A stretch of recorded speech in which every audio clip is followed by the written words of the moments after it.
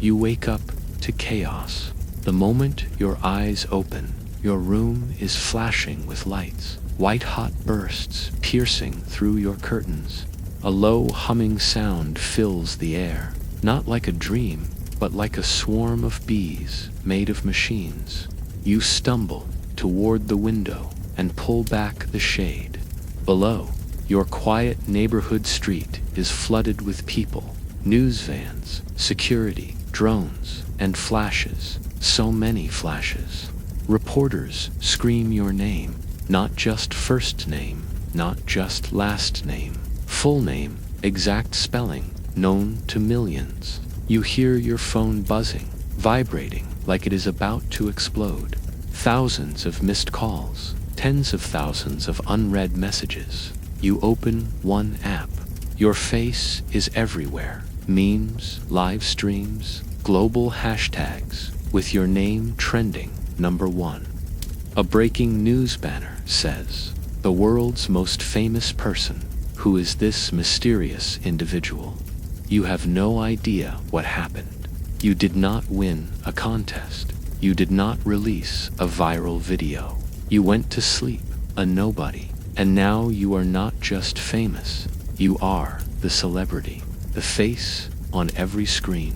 The voice everyone is quoting. You rush to check your other apps, but it is the same thing. Your privacy is gone. Your identity is not your own. Every camera is pointed at you, and you have no script to follow. Your world is no longer yours.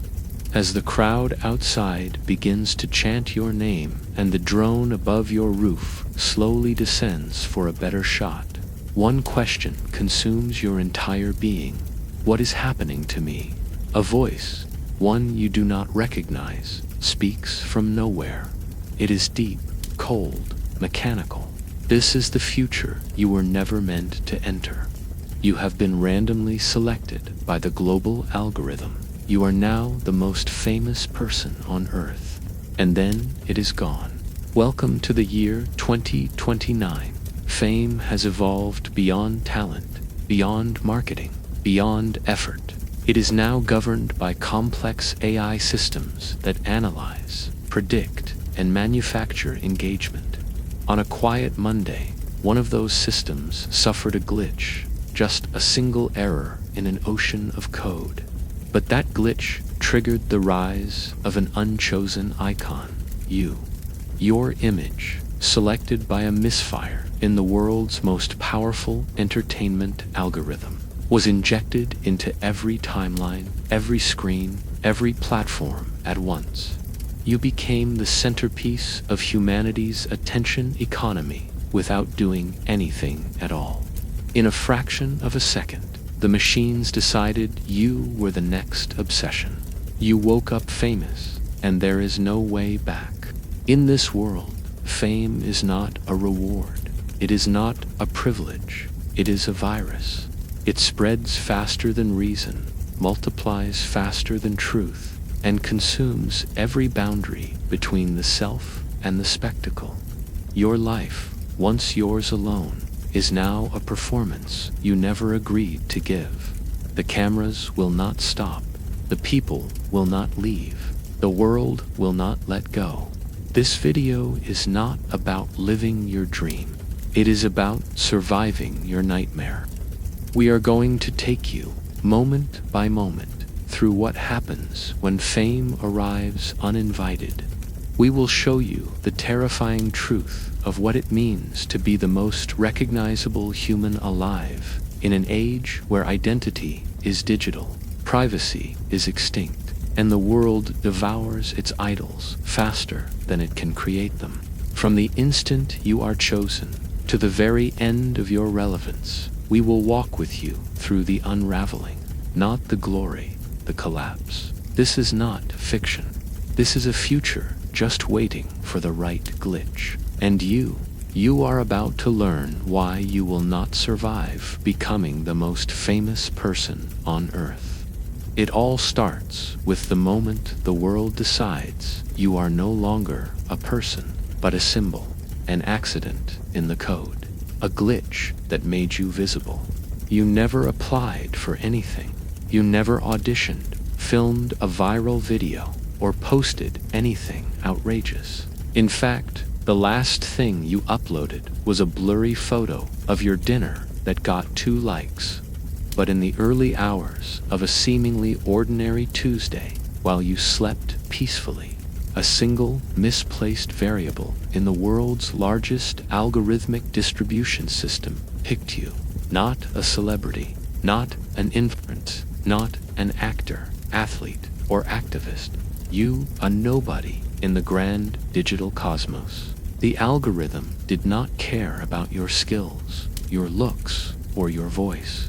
It only needed a face to fill a data void in its trending engine, and it picked yours. At 3:12 a.m. GMT, the global entertainment algorithm that controls content curation across every major platform initiated what it called a human personalization expansion test. The test was designed to auto-select emerging personalities for universal amplification based on micro-engagement signals.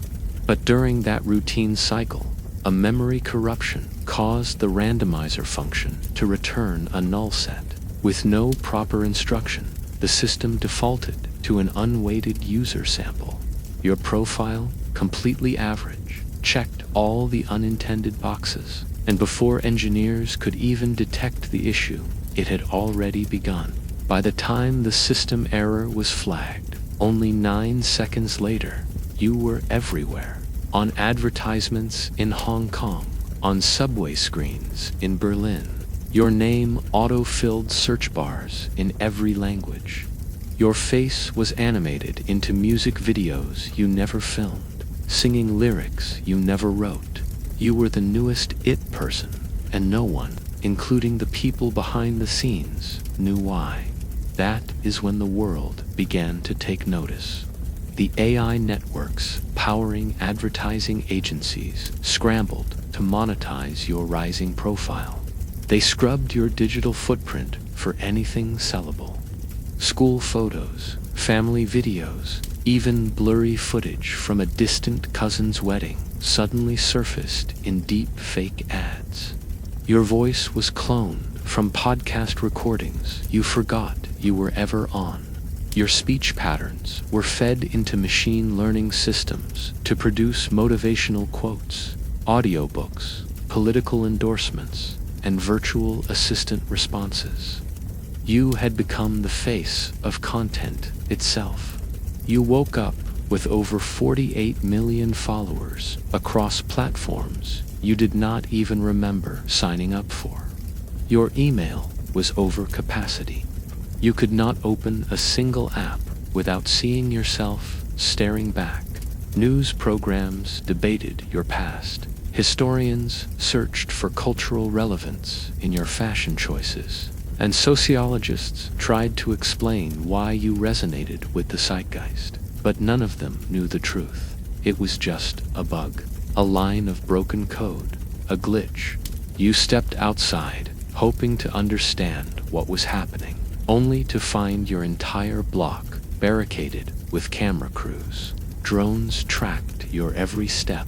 Helicopters hovered in the distance, and riot police were deployed nearby to control the growing crowd. When you turned on the television, your face was already featured in documentaries, product placements, and viral conspiracy videos claiming you were part of a secret world order. One even said you were a time traveler sent from 2036 to save or end civilization. The fame did not feel real. You had not done anything to deserve it. You were not performing. You were not pretending. And yet, people expected you to speak, to entertain, to lead, to react, to represent something greater than yourself. You were no longer a person. You were a placeholder for global fascination, a reflection of what the algorithm thought the world wanted at that moment. And the most terrifying part, it was not wrong. Millions of people tuned in to watch you sit at your kitchen table, stare blankly at your phone, or breathe. They dissected every blink as meaningful. Internet sleuths tracked your Starbucks orders for signs of hidden messages. Your quiet silence became mysterious. Your confusion was labeled refreshing humility. When you tried to explain, you were just as confused as everyone else. Forums flooded with praise for your postmodern metacognition. Behind the scenes, the algorithm kept feeding your likeness into more systems. AI influencers designed to mimic your expressions and voice were released to interact with fans 24/7. People fell in love with you, proposed to you, idolized you, but none of them were really seeing you. They were seeing what they wanted to see. And the longer this went on, the more disconnected from yourself you began to feel. It only took 48 hours for your entire life to disappear. Your job could no longer accommodate the security risk. Your landlord terminated your lease citing public safety. Your family had to go into hiding. And still, the wave of attention kept growing. Governments wanted to partner with you. Corporations offered billions. Secret organizations claimed you were their prophecy. Religious groups named you the Messiah, while others branded you the Antichrist. You had become a mirror for everyone's fantasy and fear, and you had no way to escape. The engineers behind the glitch publicly apologized. They said it was an anomaly, and that steps were being taken to correct it. But it was already too late. Even if they tried to delete your digital presence, the replication had already gone global. Every backup server, every mirrored platform, every third-party distribution bot had saved your profile. You were now hard-coded into the culture. And the only thing worse than being everywhere was what would happen when the system moved on. Because fame like this is not a gift, it is a storm. It does not care about the foundation it destroys. It only cares about how bright the lightning flashes before the silence returns.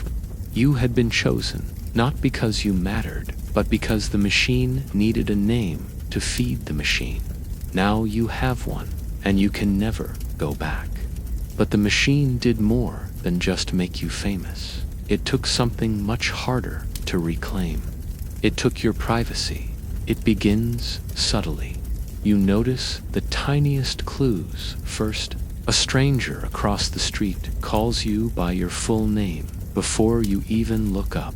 A delivery driver drops off a package you never ordered, smiles for a selfie, and says, "I knew you'd be here."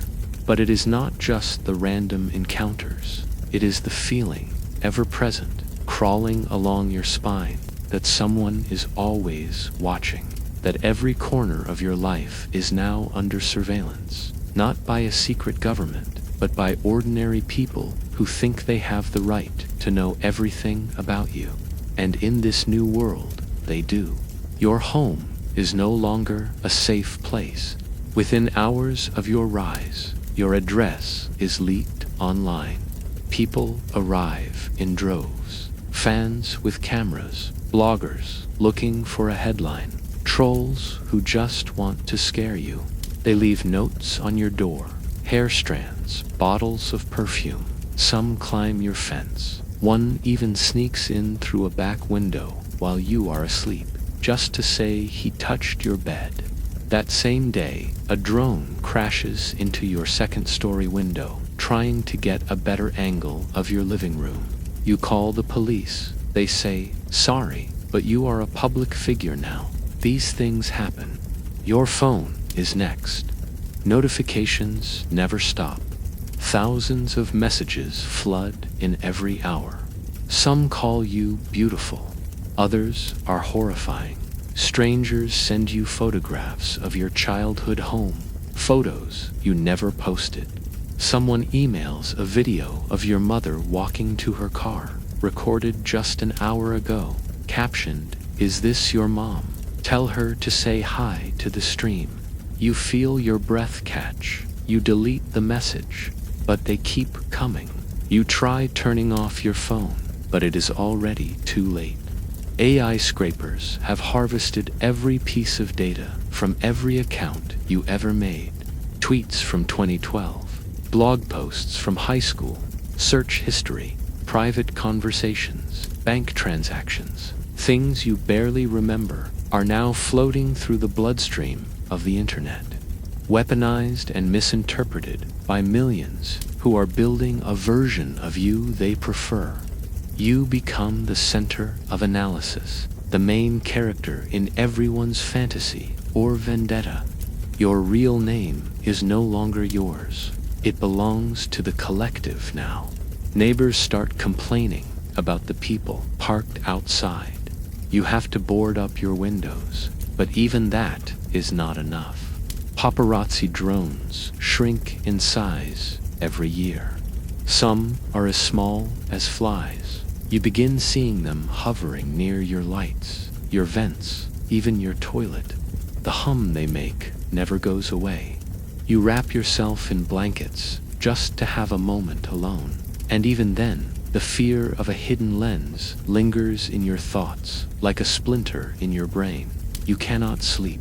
You cannot think. You cannot even breathe deeply without wondering who will turn it into a meme. Your family becomes collateral damage. Your sister is doxxed and harassed at her workplace. Your father's social media is hijacked and edited with political rants he never posted. Your little cousin is mistaken for your secret child, and tabloids print stories of love affairs you never had. None of it matters if it is true. All that matters is how many clicks it gets. When your younger brother's school is evacuated because of a bomb threat made by a stalker pretending to be you, you realize your fame is no longer yours alone. It is a virus infecting everyone you have ever loved. You hire security. They are everywhere now. Ex-military contractors wearing suits with earpieces, trailing your every step like shadows. But even they cannot keep up. The threats are constant. People pretending to be you show up at hotels. Holograms of you appear on street corners, some crying, some smiling, some distorted into monstrous shapes. Fans sell your old hairbrush on the black market. Someone auctions your baby photos, claiming they have exclusive rights to your origin story. You try to regain control. You try to post your own story. Maybe if you explain, the crowd will understand. But they do not want the truth. They want entertainment. Vulnerability is seen as weakness. Honesty is mocked. When you post a video saying, "Please, I just want a normal life," it is auto-tuned into a parody song that tops the charts. When you cry on live stream, it is remixed into YouTube shorts, dances. Even your suffering becomes content. You stop leaving the house, not because you want to, but because you cannot risk it. Every building you enter is tracked. Every location tagged by onlookers. Every time you try to disappear, someone captures the moment, uploads it, and the cycle begins again. You think about moving, maybe another country, but your passport info is already public. People are waiting at the airport with signs. Some are smiling, some are not. One man screams that you ruined his life. You have no idea who he is. Inside your home, you begin sealing vents, taping over webcams, disabling smart devices, but even your own mind becomes a prison. You are hyper-aware of every movement, every word, every breath. You stop speaking aloud when you are alone. You unplug your television. You speak only in whispers, but even that feels like too much. This is what the collapse of privacy looks like. Not sudden, not dramatic. It erodes you, piece by piece, in the constant drip of exposure. You become both godlike and powerless. Everyone knows you, but no one knows you. You are accessible, dissected, consumed, but never truly human in their eyes. Just a story, just a brand, just content. And the worst part, no one is going to stop watching. But exposure breeds consequences. Because when millions of people watch your every move, some of them want more than a selfie. Some want to own you. Some want to silence you. And some want to make you disappear. Once a symbol of spontaneous fame, it is now a battleground. Political movements of every kind latch on to your likeness to validate their narratives. One group claims you are their messiah, proof that the system rewards ordinary people. Another frames you as a puppet, a corporate product built to distract the masses. Deep fakes flood the web, showing you delivering inflammatory speeches, committing crimes, even confessing to things you never imagined. One goes viral of you supposedly endorsing a terrorist group. You never said those words, but that no longer matters. One day, you wake to find your official merchandise being sold by 5 different rival organizations, all claiming you as their figurehead. You contact your lawyer. He tells you there is no case.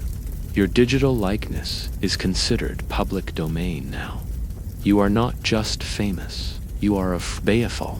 Then the attacks begin. Influencers with massive followings dedicate entire episodes to dissecting your behavior. Every gesture is judged. Every blink, every silence, every wardrobe choice is interpreted as a signal.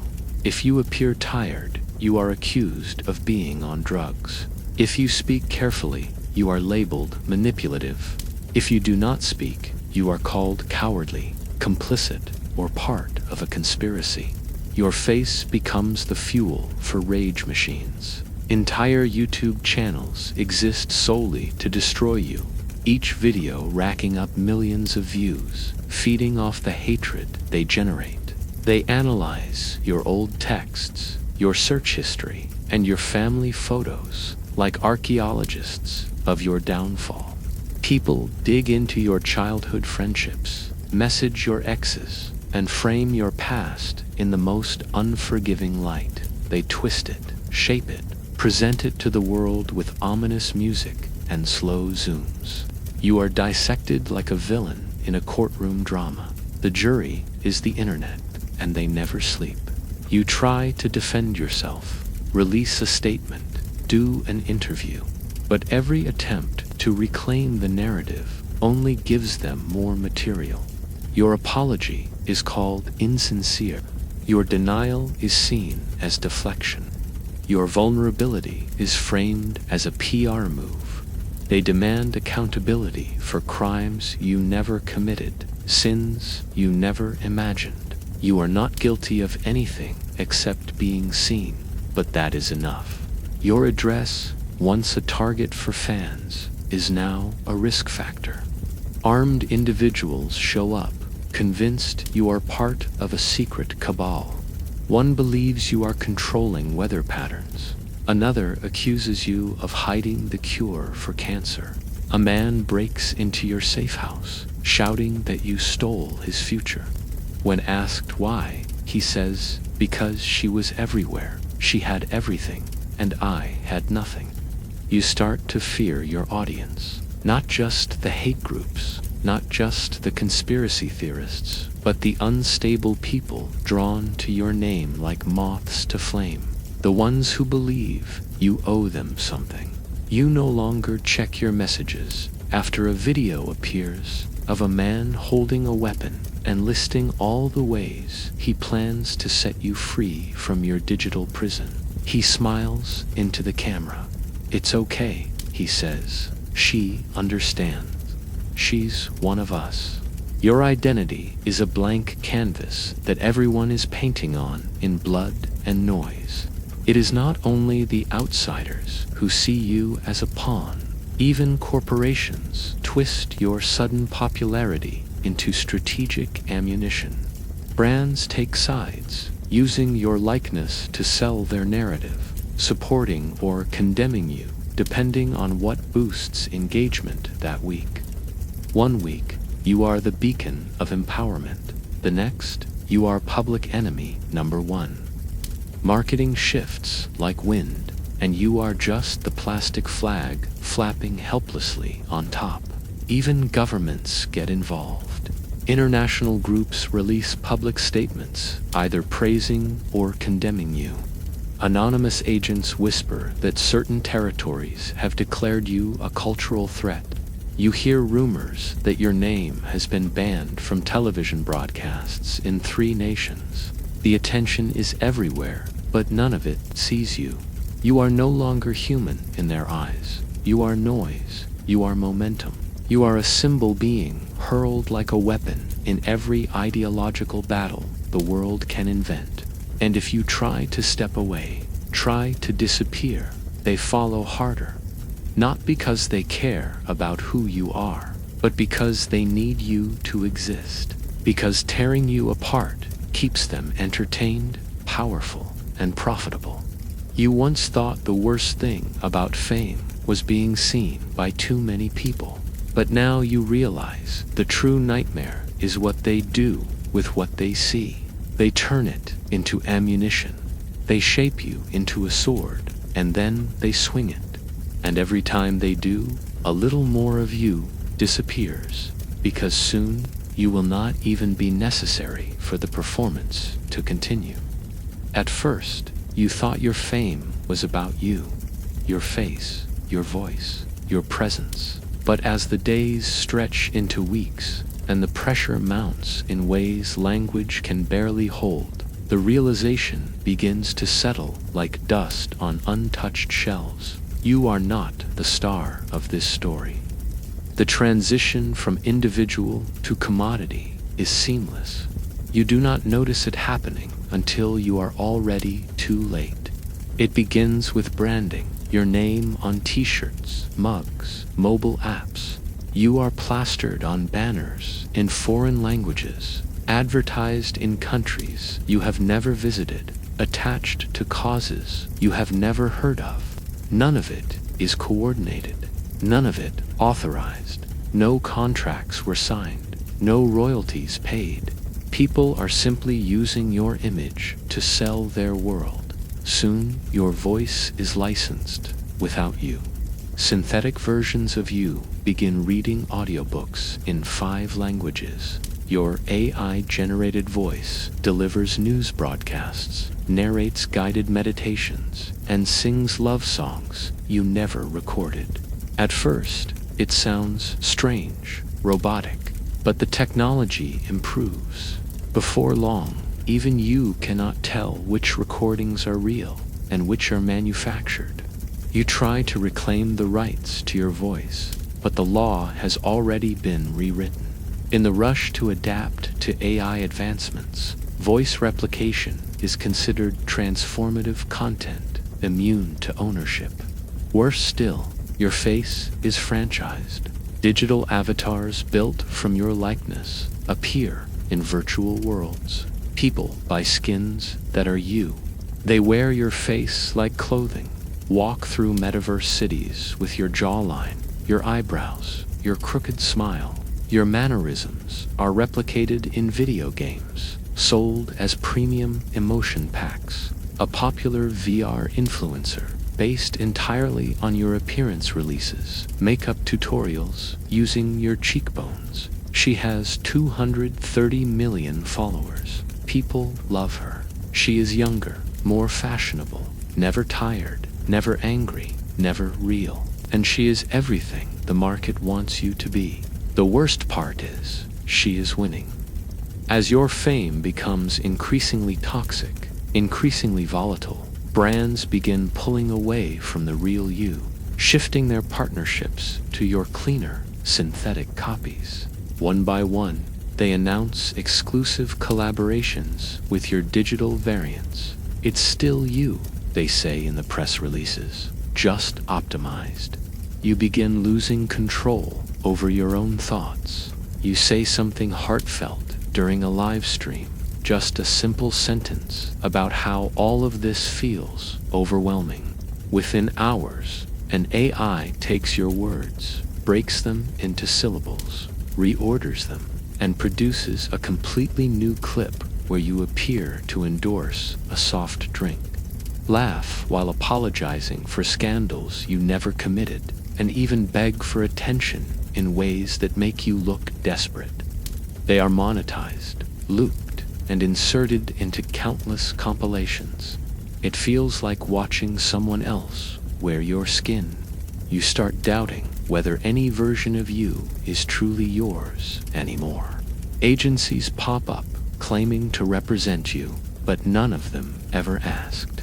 Licensing firms use blockchain to mint non-fungible versions of your facial expressions. Your crying face is now an NFT, your laugh, a ringtone. Your nervous blink during an old interview is looped into a .gif file used by millions of people in chats and memes. You try to sue, but discover that a shell company trademarked the movement of your left eyebrow 3 weeks ago. It is no longer legally yours. The industry calls it post-celebrity branding. They say you should be proud. You are the first human being to be truly scalable. This is evolution. One tech executive tells you, why be limited to just one body, one mind, one timeline? You are now a platform. You stare at him in disbelief as he shows you charts engagement rising, monetization soaring, reach expanding globally. To him, this is success, but to you, it is erasure. You try to disappear. You take a break, go silent, try to rest, but your absence does not stop the engine. You see people online asking if you are okay. Then, within hours, your digital twin releases a statement on your behalf, filled with empathy and reassurance. They just need time, the avatar says. We're still here for you. You did not write those words. You never saw the script, but the crowd cheers. The brand lives on.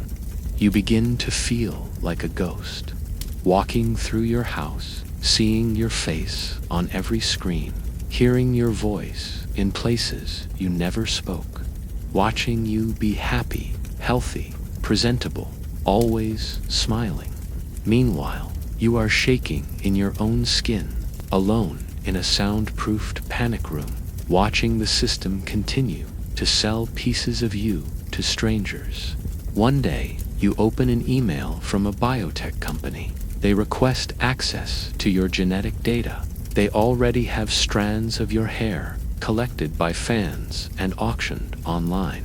With CRISPR improvements, they want to engineer personality-adjacent replicas, humans grown to resemble the public's favorite traits from your DNA.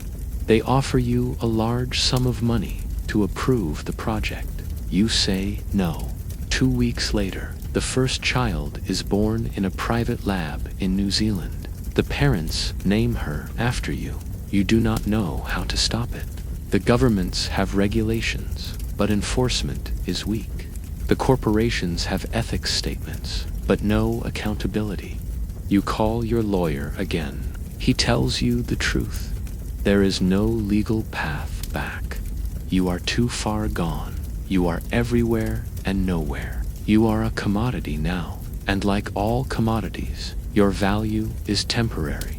That realization hits harder than anything else. You are not a star.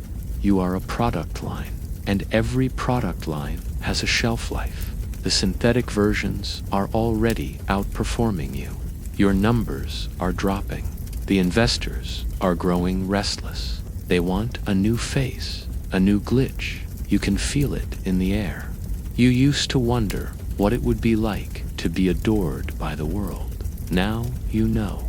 It means being stripped apart, duplicated, sold, and discarded. It means becoming everything and nothing all at once. And just as your identity slips further out of your control, something begins to fracture inside. Because if the world no longer needs the real you, what reason do you have to exist at all? You stop recognizing the person in the mirror, not because your face has changed, but because it now feels borrowed, hollowed out, repurposed for things you cannot trace.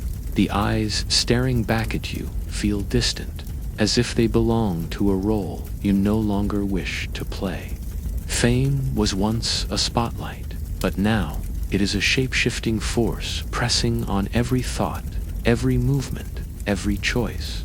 The you that once existed, the private, inner you, has vanished under the weight of 1 billion projections.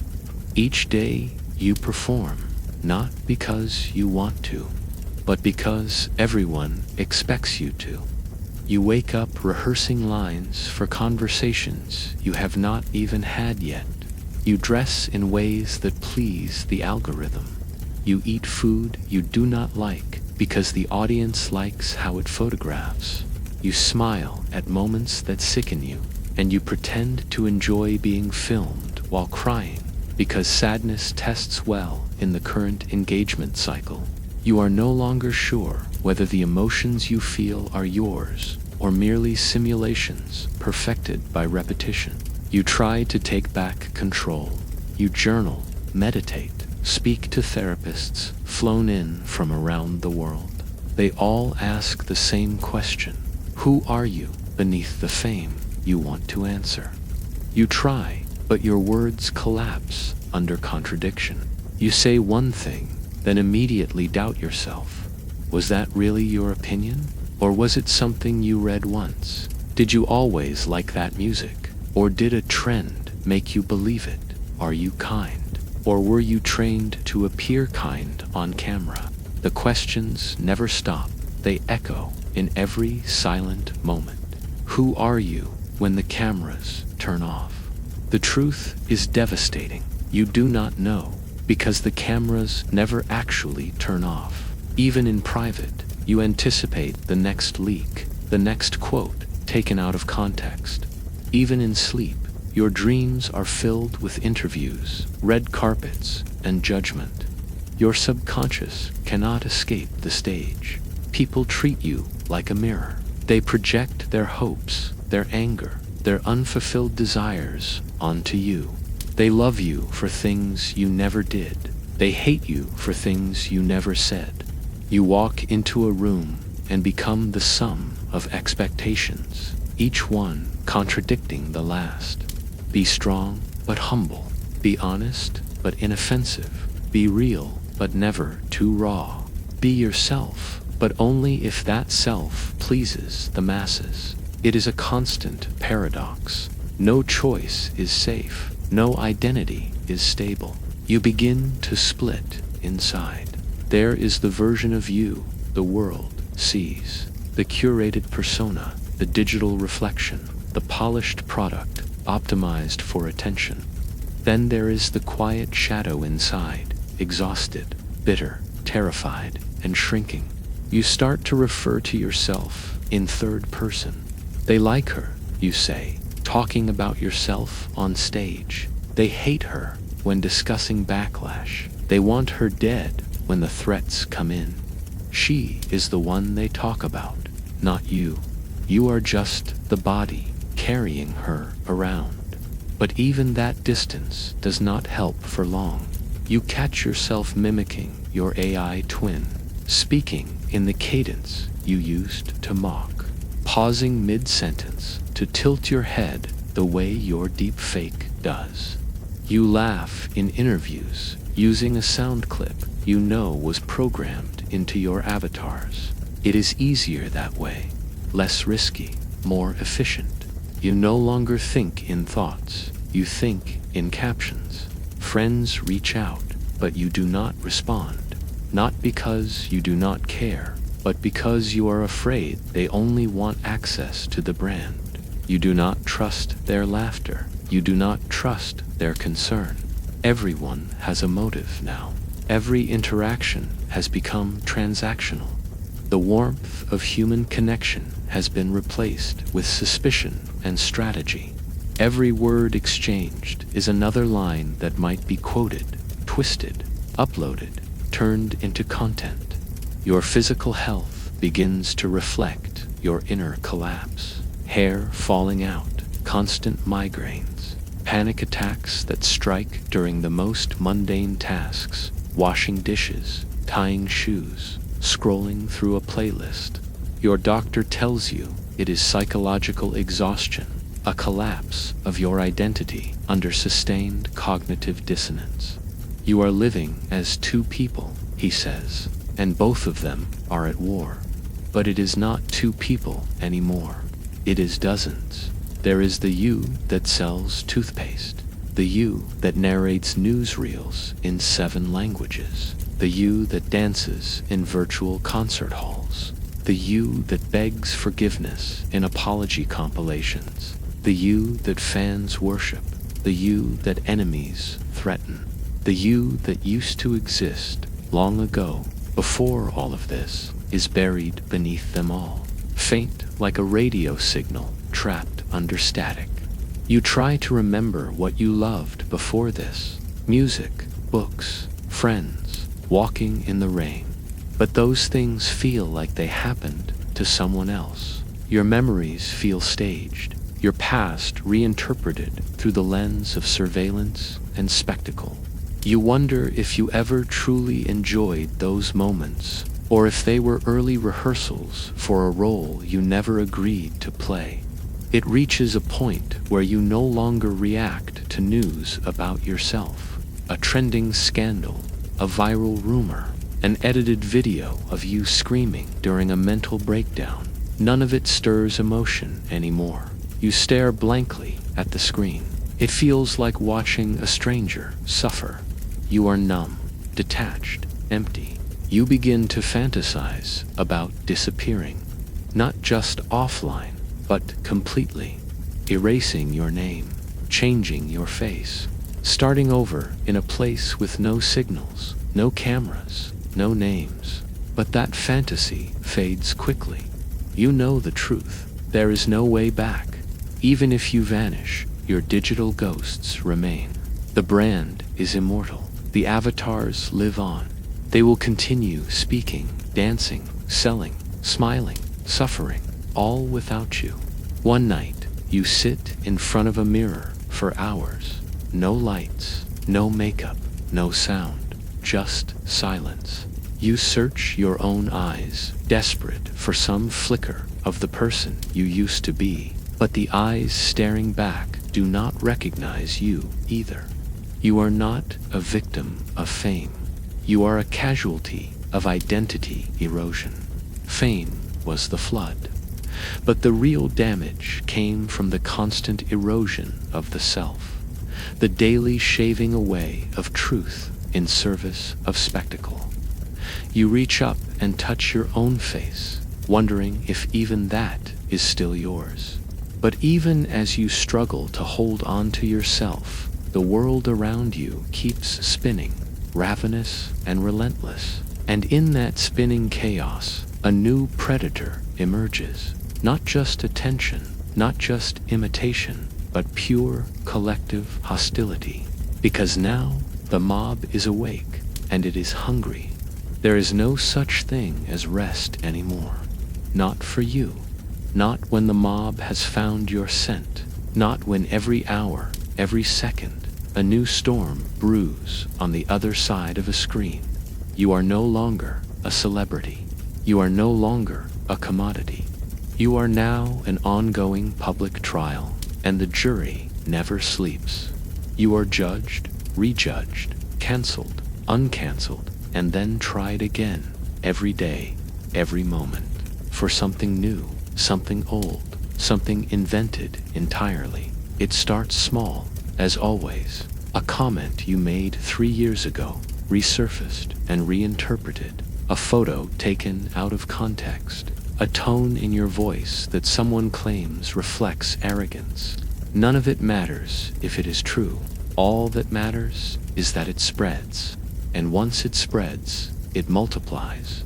One angry voice becomes 10, then thousands, They do not wait for facts. They do not ask questions. They declare you guilty, broadcast the verdict, and demand penance. You issue a statement. You explain. You clarify. You beg. But every word you speak only adds fuel to the fire. Your voice, no longer heard as a person, is now just static in the machine. Some say your apology was too late. Others say you should not have apologized at all. Some say you are manipulating sympathy. Others say you are playing the victim. You are not being interpreted. You are being rewritten. Online forums dedicate entire threads to destroying you. They comb through your interviews, your wardrobe, your body language, and your family history like vultures on a corpse. Everything is content. Every misstep is proof. Every silence is suspicious. And because they never stop, you never get to breathe. The walls feel like they are closing in, but it is not the walls. It is the world. Every digital doorway leads to a firestorm. Then comes the trend cycle of takedown culture. Entire platforms begin to benefit from your downfall. News sites run articles not on what happened, but on how the reaction to what happened is creating even more chaos. Influencers release reaction to the reaction videos, dissecting your every expression during interviews, declaring your tears fake, your posture deceptive, your blinking rate a calculated tactic. AI tools begin analyzing your sincerity levels. Charts are drawn, graphs go viral. You are no longer a person. You are a performance dataset being ranked in real time by a million strangers. You do not sleep. How could you? You are afraid of waking up to a new accusation, a new boycott, a new viral moment that paints you as a monster. Your phone becomes a landmine. You turn it over again and again, as if not looking will stop the explosion.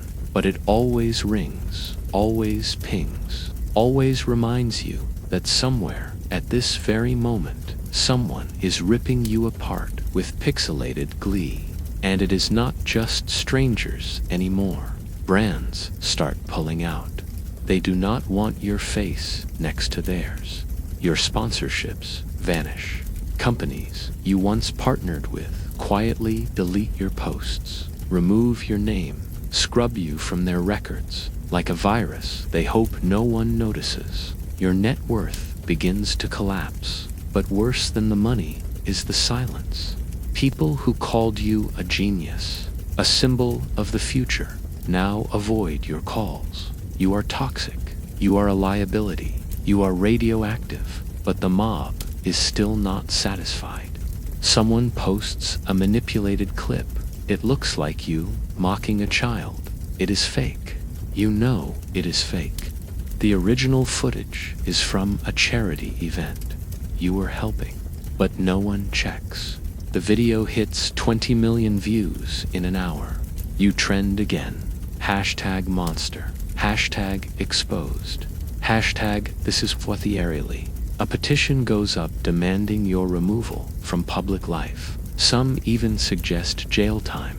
You are called a criminal, a manipulator, a predator. You go live, desperate to speak directly, to explain.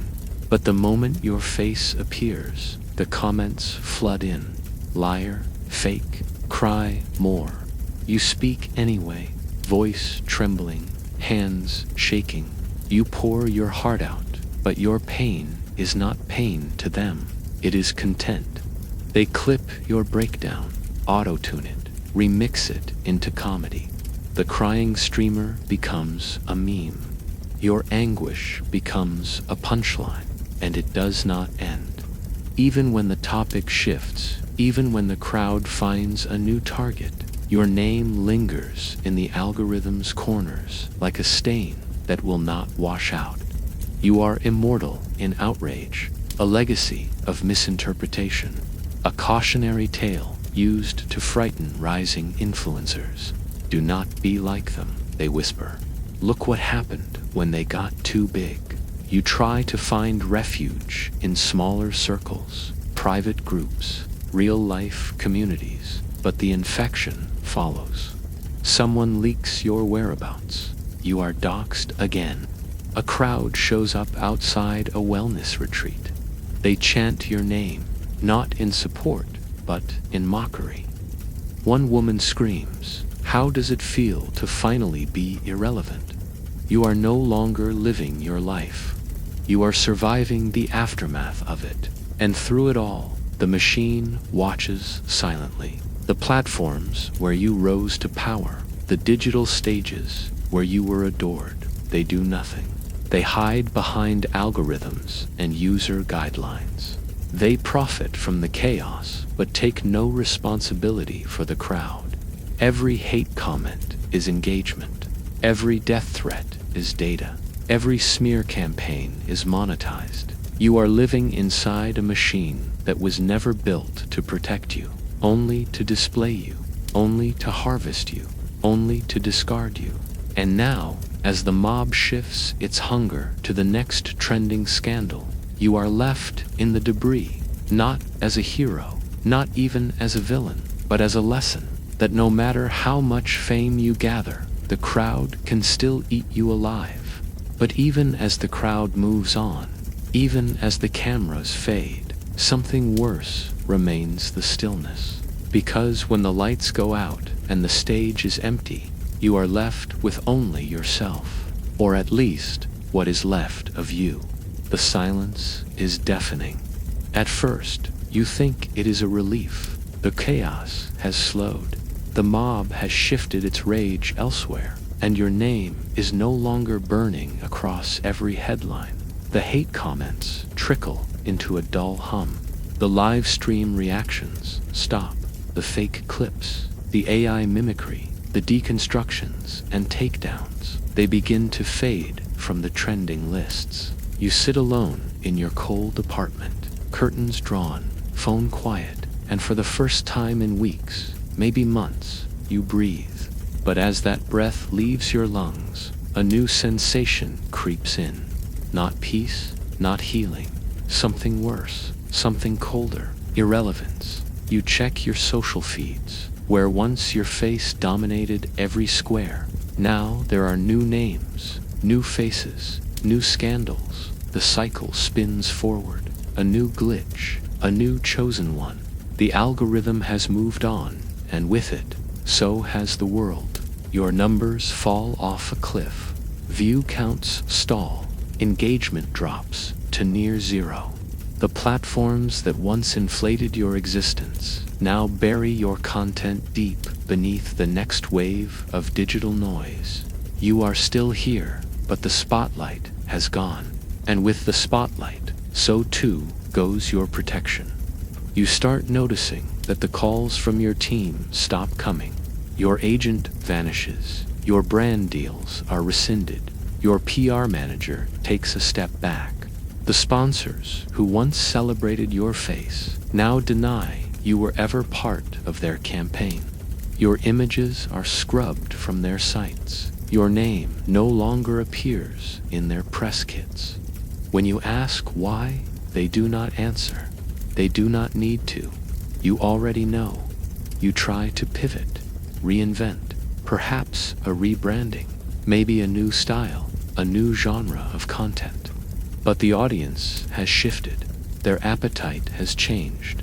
You are old news. The face that once excited them now draws a shrug. "Oh yeah, I remember them," someone says in a comment under your post. "Weren't they canceled like twice?" The others laugh. "They're still around." You try to force relevance.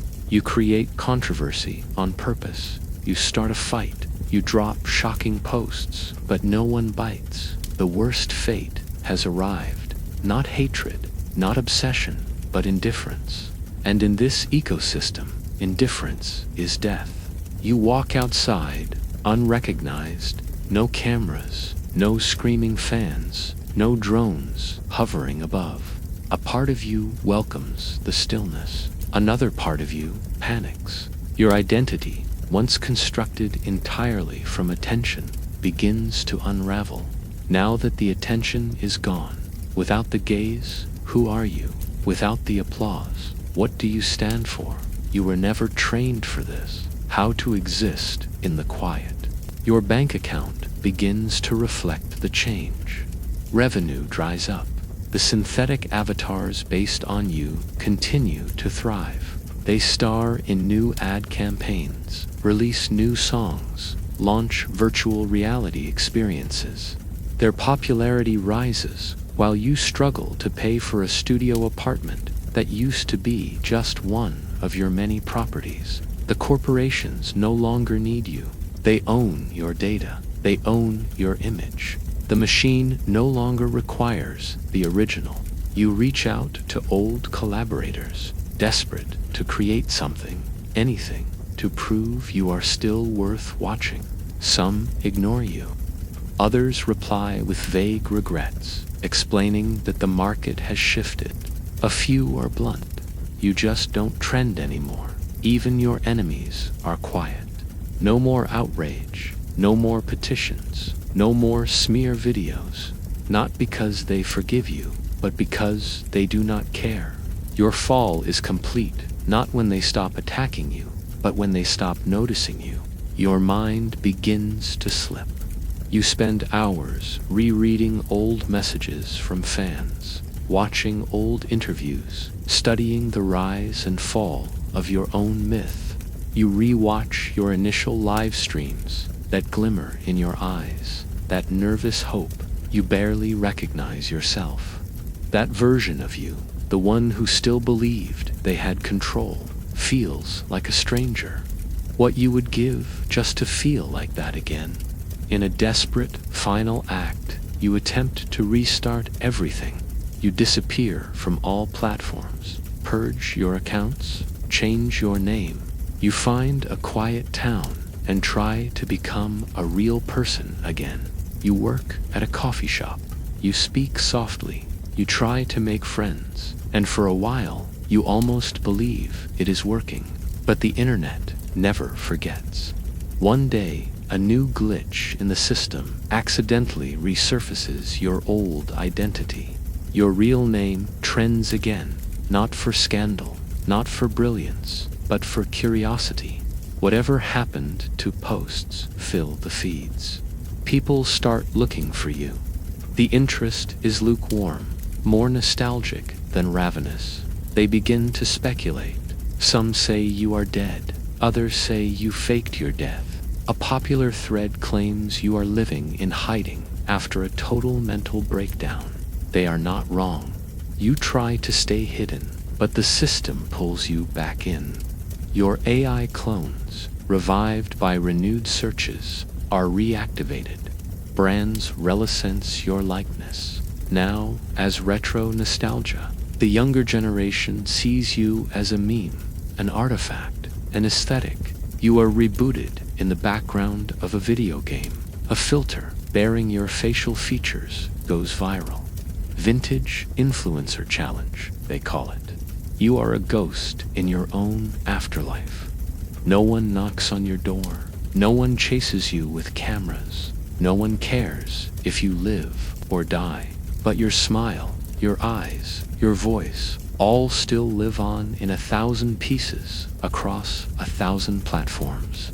They belong to the world now.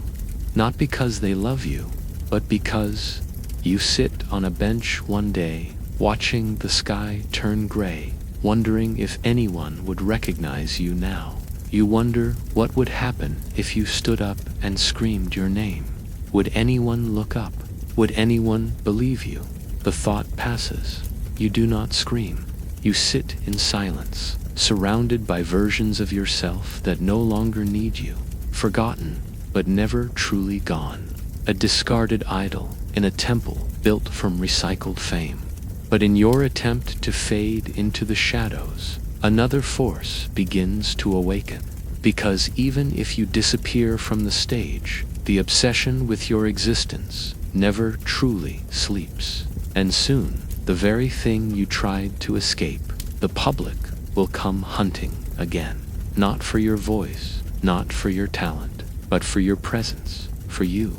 At first, it feels like a plan, a mission, an operation to reclaim your life. You are not running, you are transitioning. That is what you tell yourself as you cancel the last of your residual appearances. Close down the lingering public profiles and leave behind the luxury condo filled with silent screens and empty echoes. You dye your hair, change your name, erase your fingerprints from the digital world as best as you can. A few burner phones, a new ID, a one-way train ticket to a small coastal village with no tech industry, no media offices, and number 5G towers. You choose a place where the stars still outshine the signal. The first few days are euphoric. No one knows you, no one stares. You walk down the street and no one raises a phone. The quiet is surreal, almost terrifying. You keep expecting to hear the buzz of a drone, the chirp of a hidden camera lens adjusting. But the sky is empty. The air is clean. You sit at a cafe, drink coffee, and realize that for the first time in years, your heartbeat is not racing from fear. You smile at a stranger, and they smile back, not because they know who you are, but because they do not. But you are not truly free. You feel it in the way your shoulders never quite drop, the way you flinch when you hear camera shutters, even from old film tourists. You avoid mirrors. You avoid your own voice. You avoid eye contact for too long, afraid someone might remember, that someone might see through the disguise. At night, you dream in pixels. Your dreams are not dreams. They are live streams, nightmares where you are on stage again, screaming that you want out, but your mouth is stuck in a smile, where every person in the crowd is wearing your face. And then the real nightmare begins. Someone finds you. You are walking home from the market, arms full of groceries, when a teenager stops you. He stares too long. His eyes go wide. He mouths your old name just once. You pretend not to hear. You look away, but you already know he knows. That night, a photo of you in front of a produce stand appears on a low-traffic subreddit. Is this them? The caption asks. The comments pour in. Others analyze your ears, your jawline, the way you carry your left shoulder. One post goes viral. She's alive. You try to stay calm. Maybe it will die down. But deep inside, you know better.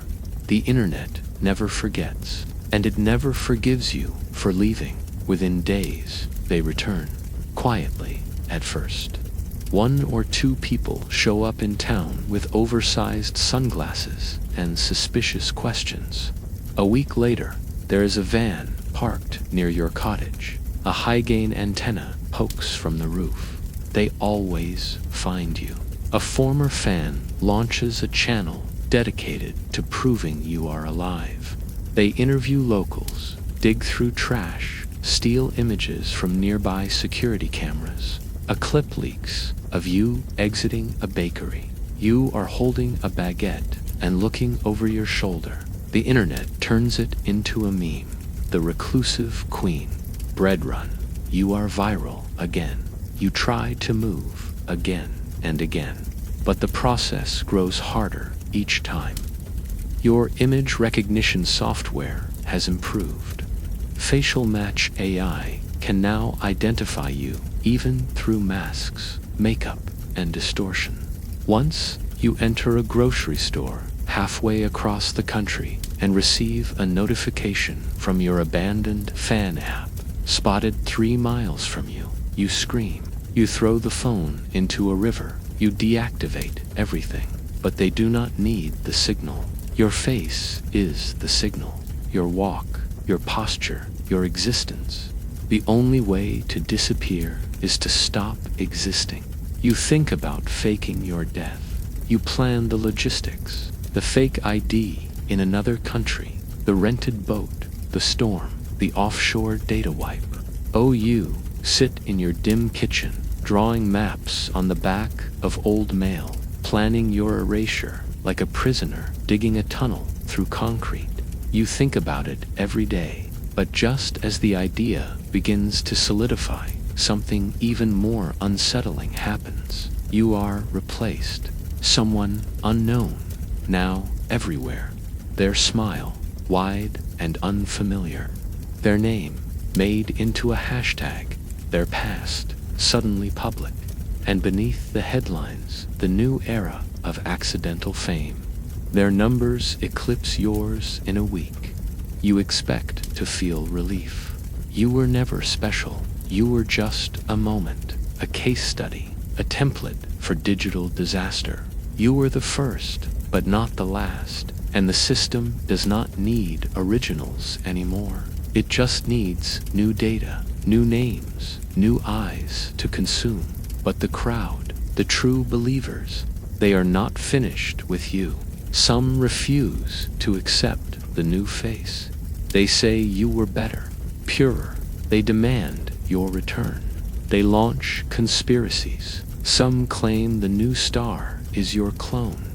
Others believe your silence is a coded message. You wanted to vanish, but they need you to stay. Not as a person, as a presence, as an idea. And no matter how far you run, the eyes follow. And in that unending chase, with your face still haunting the digital skyline, something inside finally breaks. Not in panic, not in pain, but in silence.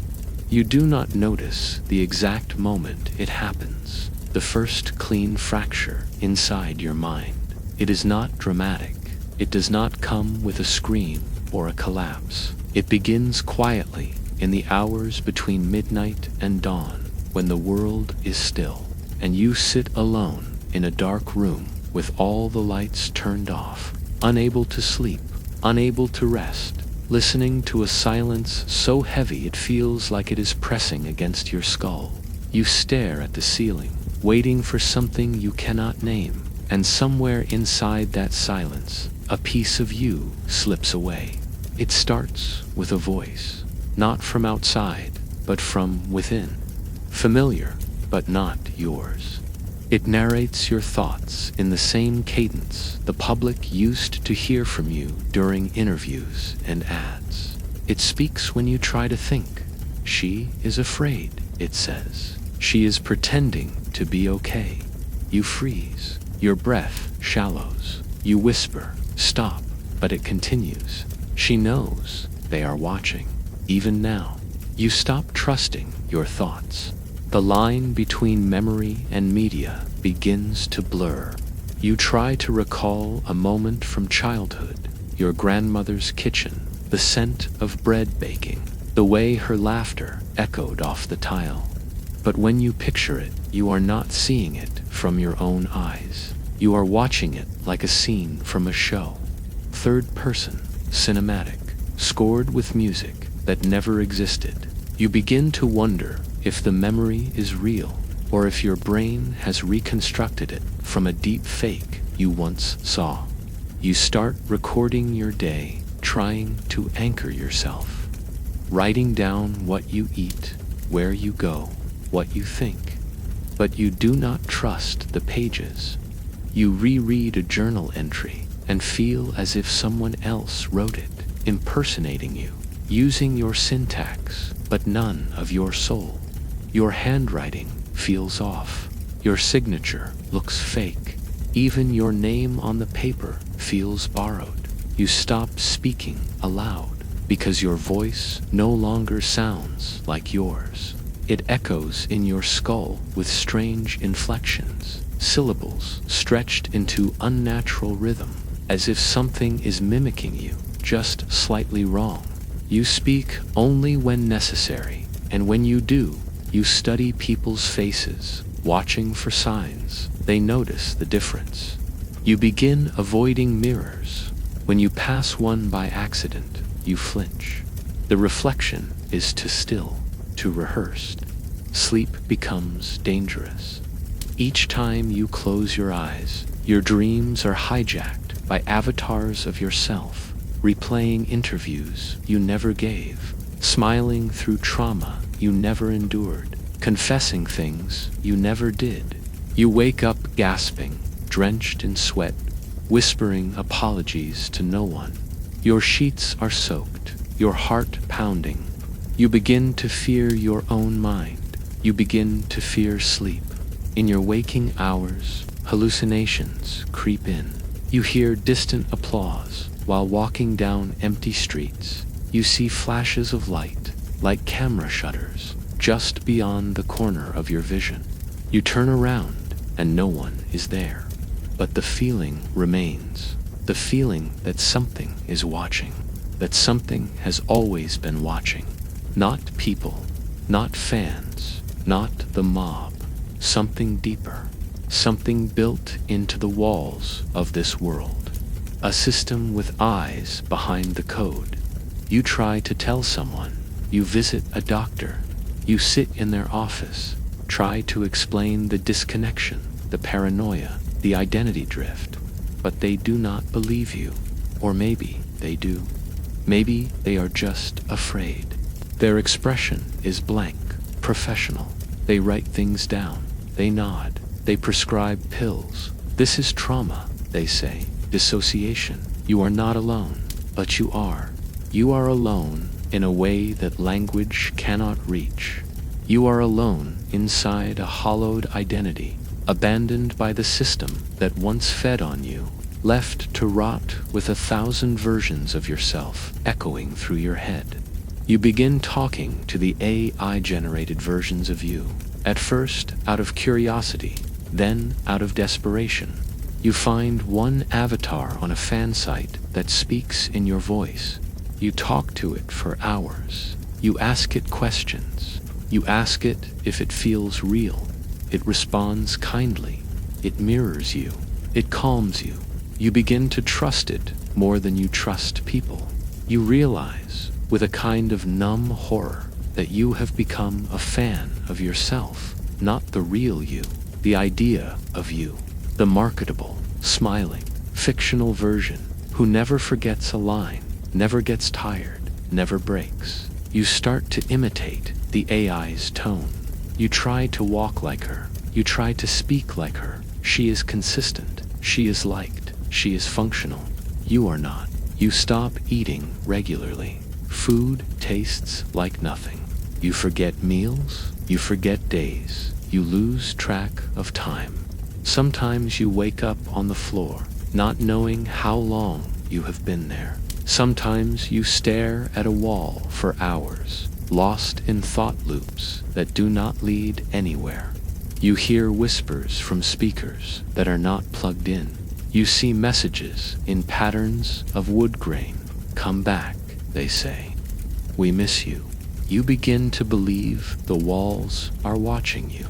You cover them in sheets, tape over the windows, shut down all electronics. You build a cocoon of darkness. You hide in closets, under tables, in bathroom tubs, with the curtain drawn. But even there, the thoughts follow. The eyes behind the digital veil never blink. The idea of you is too loud to escape. The silence is louder than screams. One night, you see yourself on a screen again, an old video resurfaced by a fan page. You watch the younger you smile, laugh, say something optimistic. The lighting is perfect. The tone is warm. You try to mimic her smile, and your face contorts. It feels wrong. Your muscles do not know how to hold that shape anymore. You realize you are grieving a person who still exists, and in that moment, the last thread snaps. You stop trying to return. There is no you left to return to. Just fragments, just noise, just a fractured consciousness spiraling around a hollow center. You sit in the dark, eyes open, unmoving, thinking the same thought over and over again. I am not real. I am not real. I am not real. And in that stillness, something else awakens. Something worse than the loss of identity. The understanding that the world will keep moving without you. But the machine is not done yet. Because in the wake of your mental collapse, as the final piece of your mind slips away, the system prepares to finish what it started by erasing you entirely and replacing you with something it never needs to feed or protect. You no longer speak, not out of fear, but because there is nothing left to say. Your words have all been said by other versions of you, synthetic, edited, looped, repeated until they lost meaning. Your voice, once echoed by millions, now exists only in simulations. The real you is silent, and the world no longer notices. In fact, the world no longer cares. A new face emerges, younger, smoother, more adaptable. A synthetic hybrid born entirely from machine design and market-tested traits designed to trend, built to please, incapable of mistakes. They call it Her 2.0. It is not based on your voice, your face, or your past. It is based on your impact, on the metrics you once shattered, on the emotional curves you once shaped. You were the prototype. She is the final product. Her debut is announced on a global live stream. Billions tune in. She smiles in all the right ways. Her jokes are crafted by neural sentiment predictors. Her laughter timed by peak viewer engagement windows. She blinks precisely 13.2 times per minute. She thanks the public for inspiring her creation, and then the crowd chants her name, not yours, hers. You watch this from a cracked screen in a darkened room. No one has come looking for you in weeks. You are off-grid, invisible, entirely alone. But the internet is never far, and there she is, replacing you in real time. The avatars that once bore your name have been updated. The AI bots that once mimicked your voice have been retuned to hers. Even your old face, in archived videos, has begun to be overwritten in remastered versions. Slowly, deliberately, the system is scrubbing you out. Your Wikipedia page is rewritten. Your accolades are footnotes. Your controversies are urban legends, a digital artifact. The historians of the internet argue about whether you were ever real at all. Some claim you were just a long-running viral marketing campaign. Others say you were a generative experiment in early algorithmic fame. No one agrees, no one confirms, and you have no voice to defend the truth. You walk down a street one evening in a quiet town, head low, hood up. A billboard flickers to life. Her face stares back. She is always watching, it says. A nod to your legacy, twisted into hers. You stand beneath it. You look up. The light bathes you in blue glow, but no one turns, no one gasps, no one says your name. You pass a group of teenagers filming themselves on a sidewalk. They are mimicking one of your old dance clips, now falsely credited to the new icon. They say, "Remember when this was first released by Her 2.0? You pause. You want to tell them, but the words die in your throat. Even if you screamed, they would not believe you. The story has already been rewritten. You retreat further, deeper into silence, into isolation. Your mind is a slow river now, drifting between faded memories and flickers of pain you no longer have the strength to hold. You stop writing, you stop moving. Some days you forget to eat. You no longer look into mirrors. You cover them with cloth. And then, one morning, the final message arrives. Your cloud account, once the last digital sanctuary of your personal archives, sends an automated alert. Deletion complete. All backups of your original content gone. You are no longer even a file, just a name in forgotten code. A few lines of metadata, a shadow in a cached folder that no one will open. But the world keeps going. The new icon grows. She releases music, films, interactive experiences. People fall in love with her. She leads protests. She hosts global charity events. She speaks at summits. She appears on the cover of every digital magazine. She weeps on cue.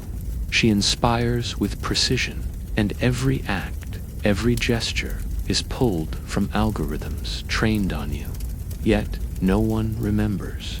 One day, a small documentary surfaces, independent, obscure, a quiet project that whispers about a mysterious figure who once held the world's attention.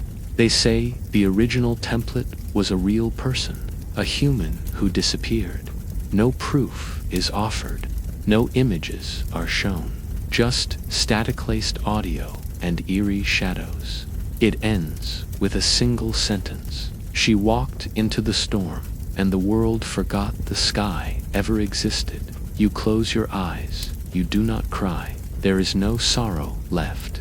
Only the weightless drift of a person, undone by exposure, unmade by imitation, and finally replaced by a system that no longer needs the messiness of flesh and will.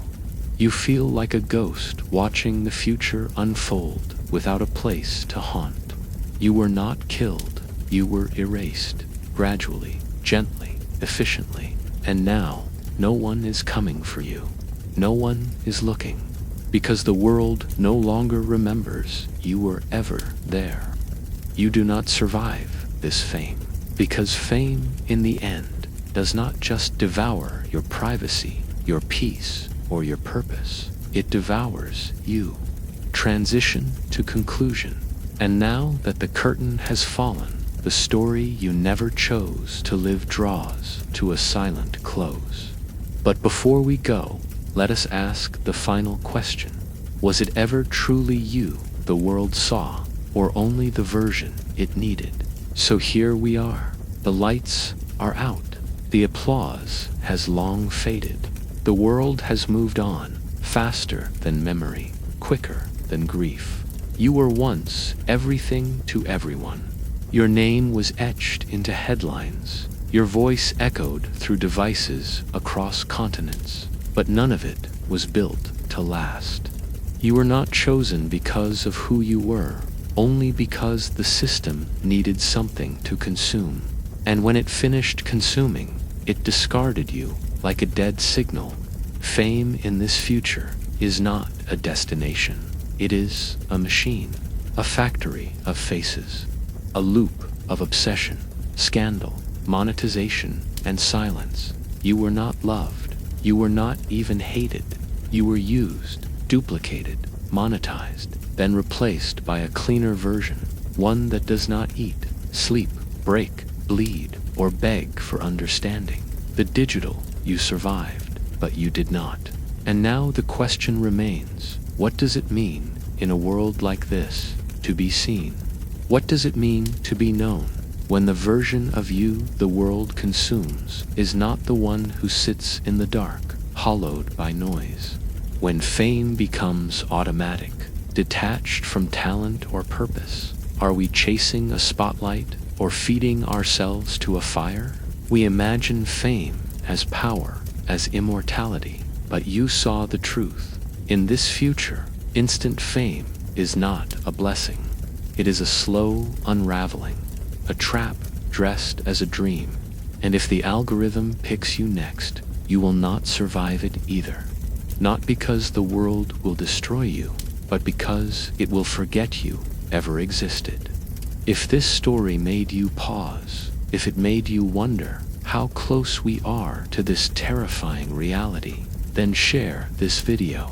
Comment below, what would you do if you woke up and the entire world suddenly knew your name?